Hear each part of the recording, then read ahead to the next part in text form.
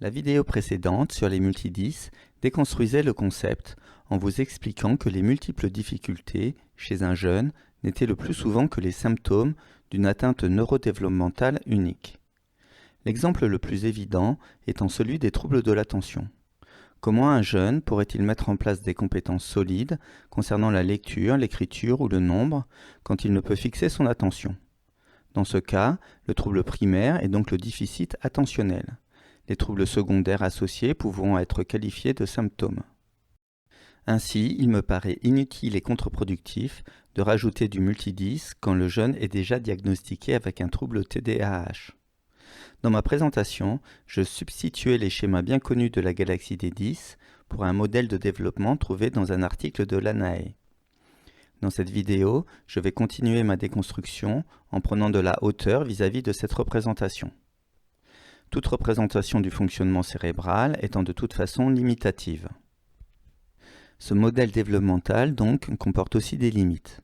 Il cloisonne et hiérarchise trop les différents aspects du développement. Il ne fait pas assez apparaître les interactions. Je vais donc vous présenter un modèle plus systémique, en utilisant toujours la métaphore du petit pirate. Voici donc notre petit pirate. Il voudrait bien accéder à l'île au trésor. L'île au trésor, ce sont les compétences scolaires. Lecture, écriture et nombre. Pour ce faire, il va devoir composer avec son environnement. Environnement social, scolaire, familial, culturel, etc., etc. Que de différence entre un enfant d'un milieu dit favorisé et celui d'un enfant d'un milieu dit défavorisé. Et l'école a parfois bien du mal à combattre ces inégalités. On pose encore trop souvent un diagnostic de trouble sur des problématiques environnementales ou sociales. Pourquoi, par exemple, les statistiques indiquent que les enfants de primo-arrivants sont surreprésentés chez les dyslexiques?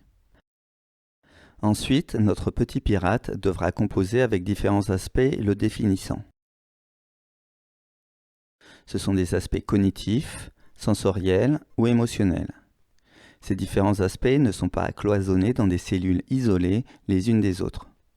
Tous ces aspects sont en interaction, se limitant ou se potentialisant. Voici donc une vision plus systémique de notre petit pirate.